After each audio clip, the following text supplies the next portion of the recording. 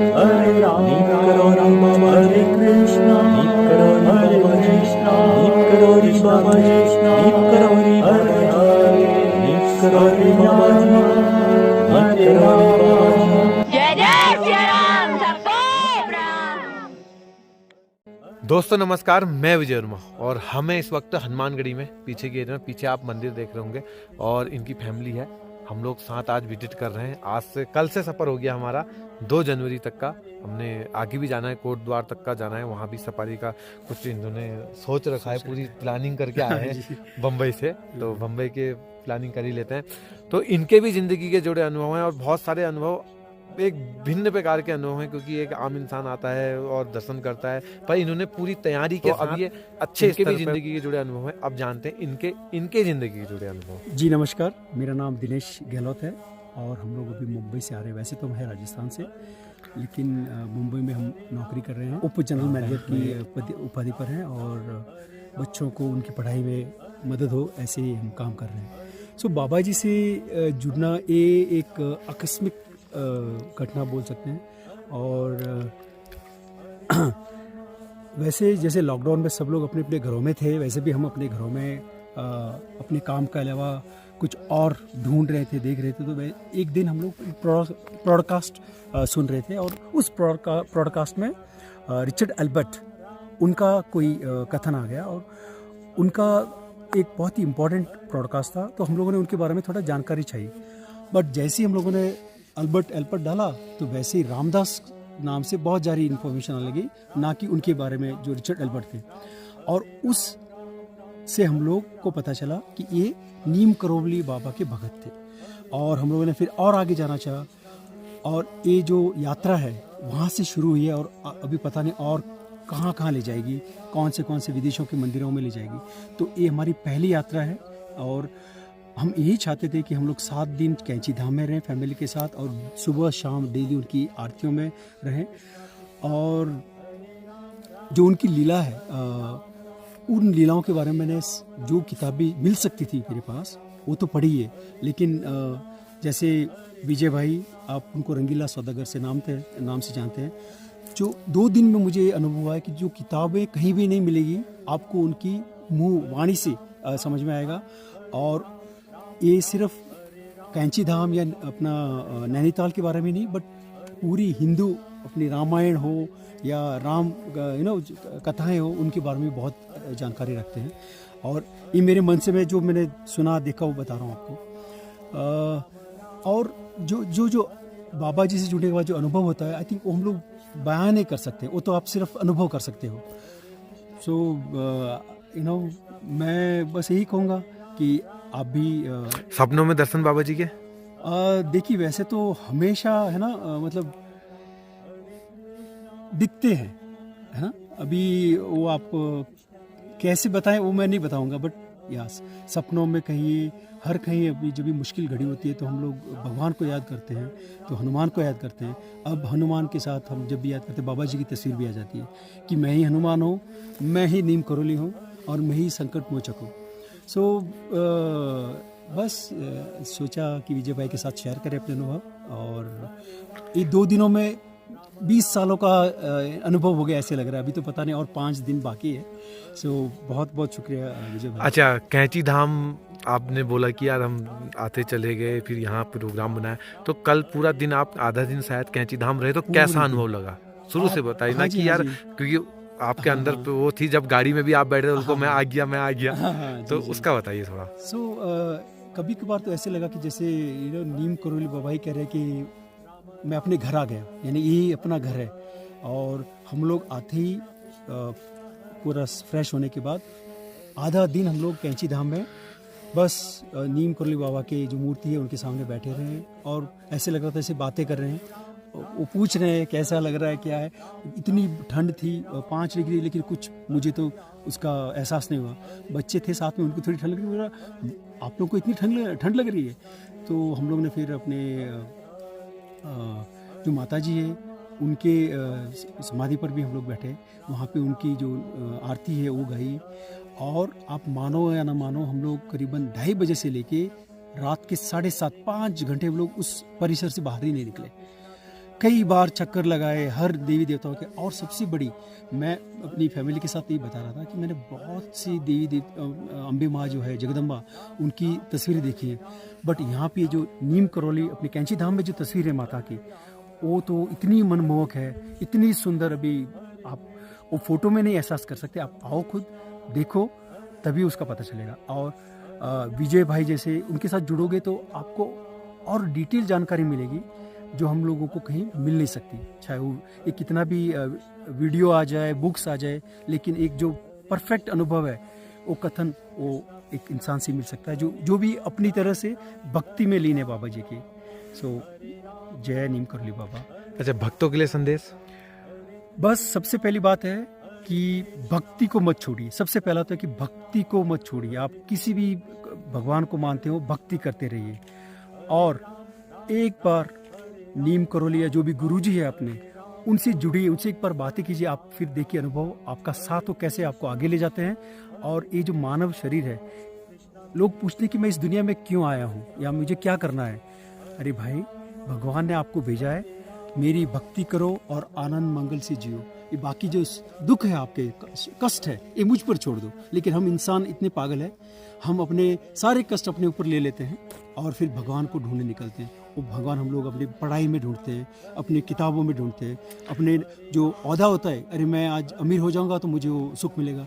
ये गलत है। मेरी आज उम्र है 44 ईयर्स और मैं रियल एक्सपीरियंस बता रहा हूँ।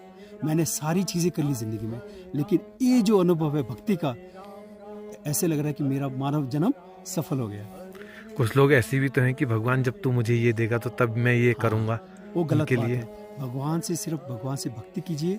आपके मन में जो है वो आप खुद सुन लेगा। आपको बताने की ज़रूरत नहीं होती है कि भगवान मुझे बेटा देगा तो मैं चढ़ाऊँगा, मुझे बिजनेस बढ़ाएगा तो मैं आपके लिए ये करूँगा। नहीं, आप सिर्फ भक्ति कीजिए और जो मन की बात है वो भगवान अपने आप सुन लेंगे। जय नीम करौली बाबा जी, जय हनुमान जी। जब मैंने आपको बताया पहले मेरे लिए इंटरवल, या आप बोलिए कि जो पहले शरण में मैंने बताया कि मैं रिचर्ड एल्पर्ट उनकी कुछ ब्रॉडकास्ट सुन रहा था और उसी में मुझे उनका रामदास नाम मिला, फिर उनकी भक्ति जो नीम करौली कैंची धाम वगैरह से। तो मैं आपको बताना चाहूँगा कि उसके बाद मैंने और डिटेल जानकारी चाहिए और फिर उनकी जो किताब है बी हियर नाउ, मैंने सबसे पहले तो वो ऑर्डर करवाई अमेज़ॉन से। और उस किताब से मुझे ये पता चला कि कैसे अपने नीम करौली बाबा और इनका मिलन हुआ या उनकी जो गुरु शिष्य की बातें शुरू हुई। तो रिचर्ड एल्पर्ट जो रामदास हार्वर्ड यूनिवर्सिटी के प्रोफेसर थे और अपनी ज़िंदगी के परम स्पर्श सबसे ऊपर के ओहदे में थे, और वो यहाँ पे इंडिया में भक्ति से जो नशा होता है उनके लिए वो होता है कि जो नशा बोलते हैं हम लोग, तो वो यहाँ पे आए थे। उन्होंने सारे भारत का भ्रमण किया, सब जगह गए और थक हार कर उनको लगा कि नहीं, यहाँ पे भी मुझे कुछ मेरी जो चाह है नहीं मिलेगी। तो फिर वो जापान की तैयारी करने लगे अपने दोस्त के साथ। और उस एक दिन जब वो जाने वाले थे, उस एक दिन के पहले यहीं पे एक होटल में बैठे थे नैनीताल में, और उनको एक अंग्रेज भगवे ड्रेस में बैठा हुआ मिला और उन्होंने अपना नाम बताया कि मैं भगवान दास हूँ और मैं कैलिफोर्निया यूएसए से हूँ।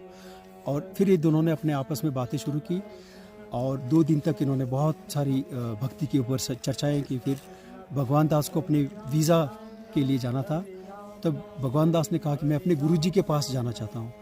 तो रिचर्ड एल्पर्ट जो तब तक कभी रामदास नहीं थे, फिर उन्होंने अपने साथ ले जाने की गुजारिश की।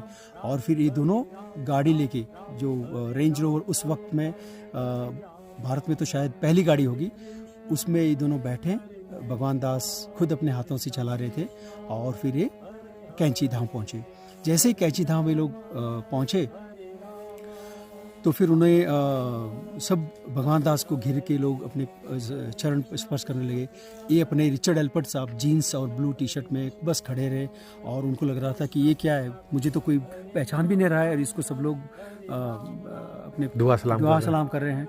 फिर जैसे जैसे आगे बढ़े तो आगे जाते ही एक बाबा जी थे और उनके चारों ओर 8-10 अपने भारतीय लोग, और भगवान दास जो अंग्रेज है जाके दंडवत प्रणाम करने लगा नीम करौली बाबा जी के चरणों में। रिचर्ड एल्बर्ट बस देखते रहे कि मैं तो हार्वर्ड प्रोफेसर हूँ, मुझे क्या ज़रूरत है किसी के पैर पड़ने की, और वो अपने अहंकार में खड़ा रहा वैसे ही। फिर नीम करोली बाबा ने उन्हें कहा कि भाई आप लगता है बहुत अमीर हो, कितने पैसे हैं आपके पास? तो रिचर्ड एल्बर्ट कहते हैं कि मेरे पास $25,000, उस वक्त $25,000 भारत की इकोनॉमी के बराबर थी। ये बात है 1970 व्यवस्था है टू की, अपने भारत की, उसके बराबर उनकी कमाई थी। तो रिचर्ड एल्बर्ट ने भी थोड़ा ज़्यादा बढ़ा चढ़ा कर अपनी बातें कही। फिर बाबा जी ने कहा कि इधर आइए, आप गाड़ी में आए हैं, जबकि बाबा जी ने अभी तक पता ही नहीं था वो कैसे आए हैं, कहाँ से हैं, कुछ नहीं पता था। बोले हाँ मैं गाड़ी में, बड़ी गाड़ी में आया हूँ, क्या आप वो गाड़ी मुझे दे सकते हैं? तो रिचर्ड एल्बर्ट सोचने लगे, अरे आपको मैं अपनी गाड़ी क्यों दूँ? और फिर बाबा जी को लगा कि ठीक है, पहले दूर से है, जैसे अपने हिंदुस्तान में होता है कि पहले मेहमान को थोड़ा प्रसाद और ग्रहण करवा ले। फिर उन्होंने के जोशी अपने के शाह जो हैं उनके साथ उन्हें प्रसाद के लिए भेजा। प्रसाद लेने के बाद एक दो रामदास और रिचर्ड एल्बर्ट दोनों आ गए। फिर बाबा जी ने कहा, बुलाया उनको एक हाथ से कि यहाँ आइए, कल आप तारों में अपनी माँ को ढूंढ रहे थे। रिचर्ड एल्बर्ट जो एकदम अहंकार में थे सीधे हो गए, बोले हाँ, क्या उस तारों में आप अपनी माँ को ढूंढ रहे थे? रिचर्ड एल्बर्ट थोड़े से और आश्चर्यचकित हो गए, अरे मैं कल रात अकेला अपने आप से बात कर रहा हूँ, इन्हें कैसे पता चली? बस बाबा जी वहाँ तक नहीं रुके, उन्होंने पूछा आपकी माँ का जो देहांत है इसी साल हुआ है, 6 महीने पहले, और उनका देहांत स्प्लीन से हुआ है। जो अनुभव रामदास का उस वक्त हुआ उसकी पूरी जिंदगी में नहीं हुआ था, और वो फिर हार गए, मान गया कि हाँ मेरे से बड़ा, मेरे जो गुरु है यही है, और उन्होंने फिर बाबा जी के शरण स्पर्श कर लिए। और उस दिन से लेके जब तक उनकी पूरी ज़िंदगी उन्होंने बाबा जी की सेवा में कर दी। और अब अमेरिका में ताओस जो मैक्सिको है, न्यू मैक्सिको यूएसए में, वहाँ पे बाबा जी का मंदिर भी है। और उन्होंने बहुत सारे ऐसे प्रोडकास्ट हैं जो मैंने खुद सुने हैं, और वहाँ पे बाबा जी का उन्होंने जिक्र भी किया है। सो ये तो एक है। अब तक मुझे ये नहीं पता था कि और कौन कौन है भक्त बाबा जी की। सो फिर जैसे जैसे मैं और रिसर्च करते चला गया तो मुझे पता चला कि कृष्णदास जो के है भाई, ये बहुत बड़ी ही अपने म्यूजिक डायरेक्टर या सिंगर बोली यूएसए में थे, वो वहाँ से यहाँ पे आ गए। और वो तो इतना ही नहीं, वो तो खुद एक पुजारी भी थे अपने जीवन काल में कैंची धाम में। और बाबा जी का देहांत के बाद वो डिप्रेशन में भी चले गए थे, और उसके बाद उन्होंने जो संगीत शुरू किया है, अब तो बहुत ही फेमस है, सब पहचानते हैं उनके भजनों को, और अपने इंडिया में भी हम लोग उनको बुलाते हैं। और आश्चर्यचकित जो मेरे लिए था कि स्टीव जॉब्स, जो पूरा अमेरिका नहीं पूरा विश्व उनको मानता है कि यार एप्पल आज हर एक के जेब में जो फ़ोन है, और जो आज दुनिया की नंबर 1 कंपनी है। अभी भी आप देखोगे, इंग्लिश कुछ शब्द में यूज़ करना चाहूँगा, तो मोस्ट वैल्यूड कंपनी जो कहते हैं वो है एप्पल। और उसके जो संस्थापक थे स्टीव जॉब्स, वो बाबा के सबसे बड़े भक्त थे, और वो बाबा जी को मिलने आए थे। लेकिन जब वो यहाँ पे आए तो उनका शरीर छोड़ चुके थे, बाबा जी शांत हो चुके थे। फिर भी उन्होंने यहाँ पे रहे, और उनका आशीर्वाद लेके उन्होंने एप्पल, कुछ लोग तो, और ये सच्चाई भी है कि जो एप्पल नाम है वो बाबा जी का जो फेवरेट फल है एप्पल, उसी, क्योंकि बाबा जी एप्पल या अपना जो हम लोग एप्पल ही बोलते हैं, सेब में उसको प्रसाद के रूप में सबको देते थे, और उन्होंने वही नाम अपनी कंपनी का रखा। ये तो थे स्टीव जॉब्स। फिर जूलिया रॉबर्ट्स, जो विश्व की बहुत बड़ी फिल्म सितारा है और वेल नोन है, नॉट अपने इंडिया में, अमेरिका में बहुत सारे अवार्ड, ऑस्कर अवार्ड से ले चुके हैं। उन्होंने तो सिर्फ बाबा जी का फोटो देखा और वो भक्त बन गई। भक्ति नहीं, उन्होंने तो अपना धर्म भी परिवर्तन कर लिया, और आज वो हिंदू है। सो ये है जूलिया रॉबर्ट्स। मैंने सोचा अरे भाई ये तो बहुत हो गया, इतना ही, यहीं तक बात ख़त्म नहीं हुई। और जो आप सब लोग यूज़ करते हो फेसबुक, और हो सकता है मैं फेसबुक के माध्यम से भी आपसे बात कर रहा हूँ, तो ये फेसबुक के जो संस्थापक है जुकरबर्ग, ये बहुत ही कठिन समय में थे, और उन्होंने लगा कि अभी तो मेरी कंपनी किसी को या तो बेच देनी चाहिए या फिर बंद करनी चाहिए।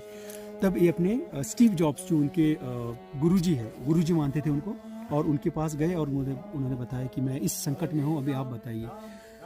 तो स्टीव जॉब्स ने ना तो उनको कोई प्लान बताया कि आप ये करो वो करो, इसके इंजीनियर के पास जाओ। उन्होंने सिर्फ एक नाम लिया, आप एक बार कैंची धाम नीम करोली बाबा जी के पास चले जाइए और उनके दर्शन कीजिए। जुकरबर्ग कैंची धाम आए, 2 दिन के लिए उनका प्रोग्राम था यहाँ आना।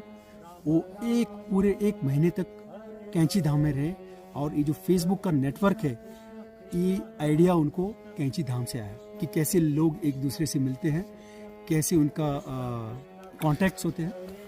हाँ जी, सो ये है जुकरबर्ग। और उस नाम में मैं भी एक छोटा सा भक्त दिनेश गहलोत आज बाबा जी की चरण में। उसके बाद आपका नाम जुड़ गया, हाँ जी, आते रहेगा। हाँ जी, अभी क्योंकि हम भी बहुत कुछ करते हैं और हम छोटे से बहुत बड़े सेलिब्रिटी नहीं, लेकिन सिर्फ हमारा नाम डालने से आपको गूगल में पता चल जाएगा कि दिनेश गहलोत कौन है।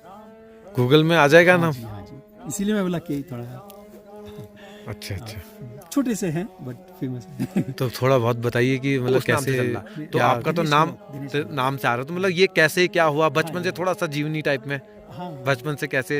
हाँ जी, सो बहुत कम ऐसा समय होता है जब आपको कोई पूछता है कि क्या आपके बारे में आप कुछ बचपन से बता सकते हैं। तो ये एक उनमें से एक ऐसा मौका है जब मुझे अच्छा, पहला मौका ये? पहला तो नहीं, लेकिन अच्छा। एक ऐसा मौका है। सो मेरा बचपन मतलब हम कर्नाटक में सिरसी जो गांव है वहाँ पे मैं पैदा हुआ और हमारे जो पापा थे उनका कपड़ों का बिजनेस या व्यापार थे और हमारे फैमिली में मैं पहला सदस्य था जो अपने बिजनेस से बाहर निकल के पढ़ाई की आगे। और पढ़ाई नहीं की मैंने, मेरी पढ़ाई से मुझे यूएसए अमेरिका में जाना वाला भी मैं मेरा फैमिली का पहला व्यक्ति हूँ। सो वहाँ पे रहा, मैं वहाँ पे काम किया मैंने यूएसए में।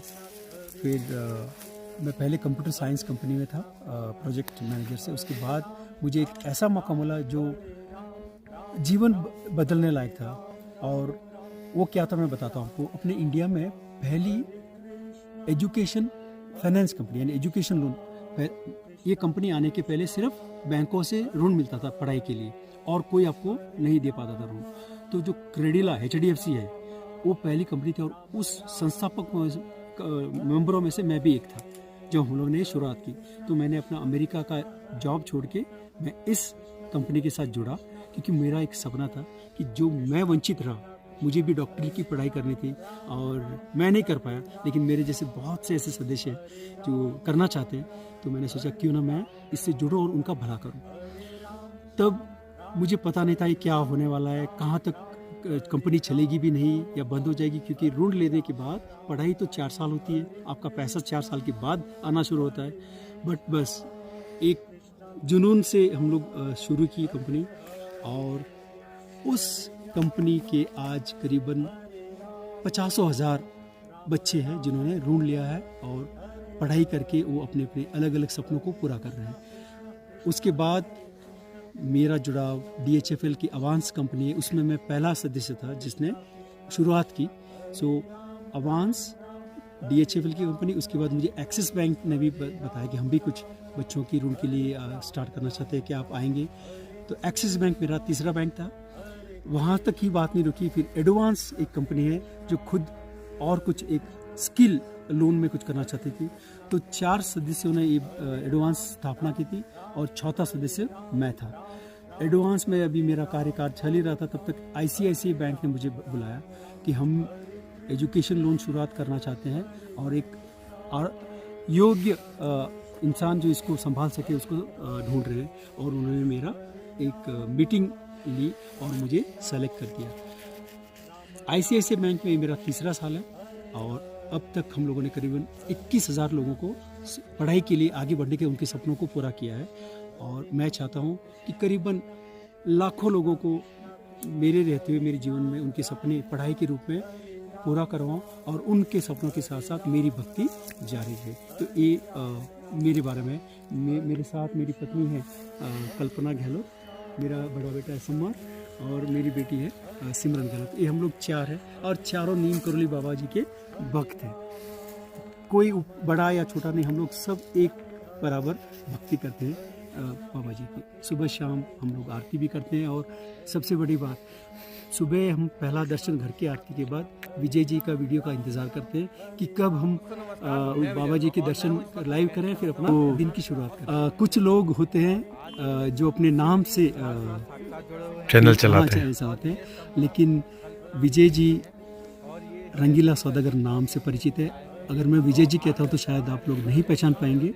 तो रंगीला सौदागर ये सपनों के सौदागर है, और ये उन सपनों के नहीं जो मैंने बताया, मैं तो किसी के जीवन के सपनों की बात कर रहा हूँ। ये तो भक्ति के सपनों की, जो जिसके लिए इंसान पूरी जिंदगी जीता है। किसी को तो पता भी नहीं चलता। हाँ जी, लोग तो भोग विलास में ही लगे पड़े हैं, पैसा बहुत है, कोई टेंशन हाँ, नहीं। और मैंने ये भी देखा है कि जिन लोगों ने अपनी जिंदगी की शुरुआत में भोग किया है, भक्ति नहीं की, उनका जीवन अंत में बहुत ही दर्शनीय, बहुत ही मुश्किल से गुजरा है। और मैं ये अभी भी देख रहा हूँ जो अपने पलंग पे राम राम राम कर रहे हैं, और अपने जिस जीवन में जब तंदुरुस्त थे, जब भक्ति की ज़रूरत थी, तो उन्होंने कभी राम भगवान का नाम नहीं लिया। तो आप सबसे यही गुजारिश है कि भक्ति का कोई उम्र नहीं होती। अपने इंडिया में, हिंदुस्तान में, भारत में ये सोचते हैं कि भक्ति तो बूढ़े लोगों का काम है, बुढ़ापे में भक्ति करनी है। नहीं, जब बच्चा पैदा होता है तब से उसकी यात्रा भक्ति की और उसके जीवन की यात्रा शुरू हो जाती है। आप जितना जल्दी शुरू करोगे, इतनी जल्दी आपकी यात्रा खत्म होगी। सो जय श्री राम, जय बजरंगबली, जय नीम करुणी बाबा जी। रंगीला सौदागर कि अपनी जो छात है, अपने जो जीवन में अपनी छा है, जो करना है वो भगवान पे छोड़ दो। आप सिर्फ अपनी भक्ति और अपने काम में निरंतर रहो। हम लोग क्या करते हैं, वो दोनों, जैसे अभी आपका है कि आप दोनों कर रहे हैं, वो मत कीजिए। आप अपना काम कीजिए, वो भी एक भक्ति है। तो भक्ति किस प्रकार की होती है? एक तो कर्म बोलते हैं ना हम लोग, कर्म योग, भक्ति योग, अलग अलग योग है। तो जो मैं कर रहा हूँ, संसारिक जीवन के साथ में अपनी भक्ति भी निभा रहा हूँ। ये तो साधु संतों से भी बड़ी हो सकती है, क्योंकि वहाँ पे तो उनको कुछ टेंशन नहीं है। मुझे तो फैमिली संभालनी है, कंपनी संभालनी है, और उसके साथ साथ भक्ति भी करनी है। तो ये 2 मिनट अगर हम लोग फ़ोन को ना लें, बंद कर दें, तो कुछ नहीं। अभी मैं अपने ऑफिस में बता के आऊँ कि मैं किसी गुफा में जाके बैठ रहा हूँ, मुझे फ़ोन मत करना। ऐसा झूठ बोल दिया, सफेद झूठ। नहीं, झूठ नहीं, मैं भक्ति में जा रहा हूँ। नहीं, मैं भक्ति में जा रहा हूँ, ऐसे बताया। वो हंसे वो लोग, उनको पता है कि कहाँ आजकल गुफा है नहीं है। तो उनको पता कि सो वही कि आप भी जब करें तो आपकी छाएं सारी पूरी होगी, और छात भगवान पे छोड़ दीजिए बस। देखो, मैं तो कर रहा हूँ, मैं रोज सुबह के दर्शन करा रहा हूँ। कभी ना कभी ऐसा तो होता होगा कि यार मैं ना पहुंच पाऊं, या मेरे को कुछ काम पड़ जाए, बारिश हो जाए, कभी ना उठ पाऊं, लेकिन मैं कर रहा हूँ ना निरंतर। मेरा समय नहीं बदला, और वो हो रहा है ना, और वो हो भी रहा है। आपको लग रहा है कि मैं कर रहा हूँ, लेकिन वो आप नहीं कर रहे। मैं उस चीज को भी समझ गया। वो मैंने जिस दिन से, मैंने तो बोला ही नहीं अभी। अगर मैंने तो भगवान के दया से नाम भी दूसरा रखा यूट्यूब चैनल का। अगर मेरा नाम होता विजय वर्मा, तो लोग कहते विजय वर्मा वीडियो बना रहा। आजकल जो वो बोला ना, विजय वर्मा कौन है हम नहीं जानते, रंगीला कहाँ वो है। देखिए, एक मैं बताता हूँ आपको, हम लोग ट्रेनिंग भी देते हैं कि ज्वारी विंडो बोलते हैं उसको। ज्वारी विंडो ऐसी विंडो यानी खिड़की, राइट?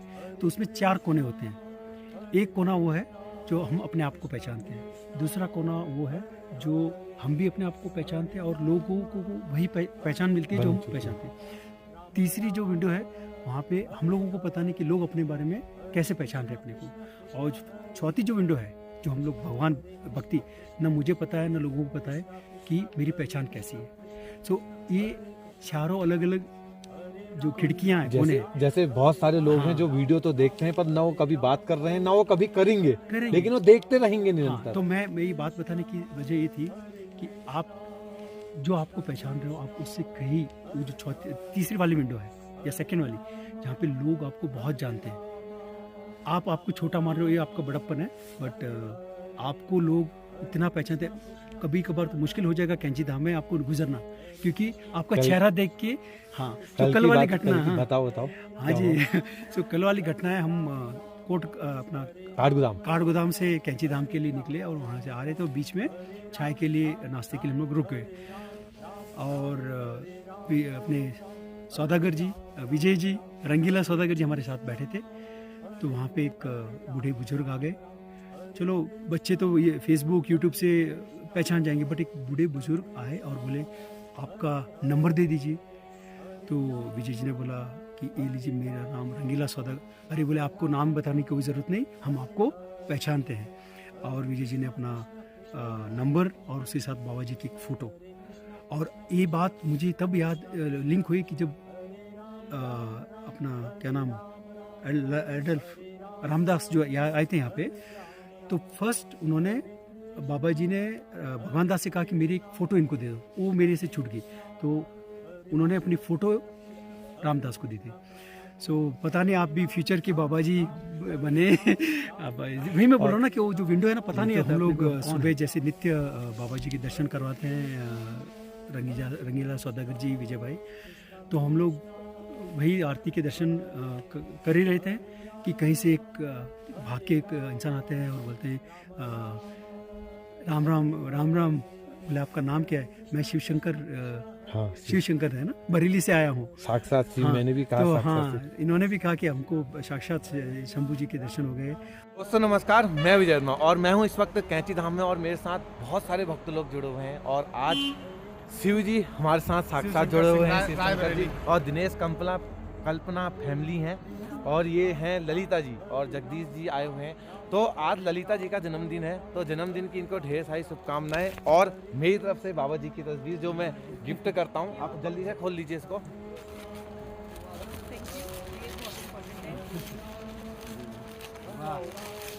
Thank you. बहुत अच्छा। और मैं वही बता रहा हूँ कि इनको देखते ही इनका चेहरा इतना पहचान गया हो गया लोगों को कि इनको बताने की ज़रूरत नहीं है, और अपने आप वो आ रहे हैं। और इनका जो ये नित्य आरती के दर्शन करवाना, ये बहुत बड़ी कृपा है, क्योंकि कई भक्त लोग हैं जो चाहे कोरोना से हो, अपनी जीवन काल से हो, कभी आ ना सके या दर्शन करना चाहे, जो बीमार इंसान जो है, बीमार जो इंसान उस वक्त मन कैंची धाम में जा रहा है, वो कैसे करेगा? तो ये आप जो कार्य कर रहे हैं बहुत बढ़िया। जय नीम करिए। तो दोस्तों हमने सुने सर के अनुभव, और गूगल में हर कोई चाहता है कि यार मैं गूगल में आऊँ, तो सर गूगल में भी है। तो इन्होंने फेसबुक मार्क जुगलबर और बहुत सारे जूलिया रॉबर्ट और ये रिचर्ड रामदास हो गया, एल्फ्रेड हो गया, और भी बहुत सारे के साई, इनके सबके नाम है। इन सबकी स्टोरी मैं पहले से डाल चुका हूँ, और बहुत सारे, लेकिन इन्होंने जो बताया वो अपने अलग तरीके के अनुभव बताया, कुछ शब्दों का अलग प्रकार से और अच्छे स्तर पे बताया। तो फेसबुक का मैं बताऊं कि फेसबुक में जो मार्क जो जुगलबर थे, तो वो किसी लड़की से प्यार करते थे और वो ब्रेकअप हो गया। तो उसके बाद वो एक कॉलेज में पता नहीं कुछ कॉलेज में गए थे, तो कॉलेज में वो देख रहे थे कि इतने सारे बच्चे हैं और वो बच्चे तुम्हारे एक दूसरे को जानते नहीं है। तब उनके मन में फेसबुक का ख्याल आया। पहले नाम कुछ और था, वो नेटवर्क अलग था, फेसबुक का ख्याल तभी आया। नाम कुछ और था, कंपनी कुछ नाम कुछ और, फिर बाद में फेसबुक बाद में रखा गया। फिर उसके बाद भी वो बिकने के कगार में आ गई थी, और कोई खरीदना भी चाहता था, और वो जुगलबर उसके पास बेचने भी गए, और उन्होंने उसके कुछ दाम लगाए थे, तो कुछ बोला तो उनने मना कर दिया। उनने ये सोचा कि मैं बेचने नहीं आया हूँ, मैं ये जानने आया हूँ कि मेरी जो कंपनी डूब रही है उसके रेट क्या है। उनने ये सोचा था कि यार मुझे पता तो सही कि जिसको मैं चला नहीं पा रहा हूँ, जिसको मैं बेचने की सोच रहा हूँ, जिसको मैं कर नहीं पा रहा हूँ, उसकी वैल्यू आखिर है क्या। और उसकी वैल्यू मेरे ख्याल से मिलियनों में उस टाइम में थी शायद। तो जो भी होगा, जितना मेरे को जहाँ से मैंने पढ़ा, जहाँ से नॉलेज, तो फिर उन्होंने स्टीव जॉब से मिले और फिर आगे हुए। और रही बात एप्पल की, बाबा जी को पसंद था। कोई कहता है कि बाबा जी के पहले आए थे, जब बाबा जी थे तब आए थे स्टीव जॉब, और कोई कहता है कि यार बाबा जी के बाद आए थे। जब पहले आए थे तो बाबा जी ने मना कर दिया कि यार रहने दो, तुम बैठ जाओ और किसी भक्त से बातचीत करने। उसके बाद फिर खाया हुआ सेब दिया था, तो उसी का लोगो, तो वो खाया हुआ लोगो है। कोई ये भी बोलता है, लेकिन अब सच क्या है ये तो। लेकिन ये बात सच है कि जब उनकी स्टीव जॉब्स का मृत्यु हुआ, तो उनके जो तकिया होता है, उनके तकिए के नीचे नीम कुरली बाबा का फोटो था, और हमेशा अपने पर्स में वो नीम कुरली बाबा को रखते थे। ये बात सच है, क्योंकि ये तो अभी की बात है। नहीं, बाबा जी के भक्त तो थे वो। हाँ जी। और वो अब वो मिले थे या बाद में आए थे, वो अभी कंफर्म नहीं है, क्योंकि मैंने बहुतों के मुंह से ये भी सुना है कि यार वो तो आए थे और उन्होंने ही सेब दिया था, खाया हुआ सेब दिया था, और वो कटा हुआ सेब का राज वही है। तो यही है। अब बहुत सारी चीजें हैं, और भी बहुत सारे, रामदास की, कृष्णदास की बात कहूँ, वो बेच बाज के आ गए थे, वो मैंने दाल रखी है उसमें। और ये बहुत अच्छा लगा। अभी ये आज शायद दूसरा दिन है, अभी हम 7 दिन तक लगातार कंटिन्यू है, 5-6 दिन तक का, 7 दिन टोटल है शायद, 2 दिन हो गए, 7 दिन तक हम कंटिन्यू है। और बीच बीच में मैं इनके अनुभव लेते रहूंगा। ऋषिकेश तक का सफर है हमारा, अगर वहाँ बाबा जी ने चाहा तो वहाँ भी, मतलब क्योंकि ये बम्बई के हैं और बम्बई से पता नहीं कब आना हो, फिर कैंची धाम तो आ भी जाएंगे, फिर ऋषिकेश कब जाना हो, क्योंकि कोटद्वार तक जा रहे हैं तो थोड़ा जरा प्रोग्राम उस तरीके का देखेंगे। और वहाँ के भी अगर कैमरा वहाँ अलाउ होगा तो वहाँ के भी मैं आपको दर्शन कराऊंगा। ठीक है, वीडियो को करते हैं मंगल, चैनल को कीजिए सब्सक्राइब। जरा सब्सक्राइब तो बोल दो। हाँ जी, और देखिए क्या होता है कि हम सब सारी जानकारी एक जगह नहीं मिल पाती, ना ही ढूंढने से, तो आप रंगीला सौदागर जो चैनल है उससे सब्सक्राइब कीजिए और सारी जानकारी बाबा जी की, रामदास की, अपने कृष्णदास की, प्रत्येक दिन के दर्शन, प्रत्येक दिन के सुबह दर्शन, हर मंदिर की जो डिटेल जानकारी है, भक्तों के अनुभव भी आप इनसे ले सकते हैं। और इतना ही नहीं, जो भक्त जो बचपन में अपने बाबा जी के साथ रह चुके हैं, उनकी मुंह सुनी बातें आप बाबा जी से सुन सकते हैं। जय नीम करोली बाबा।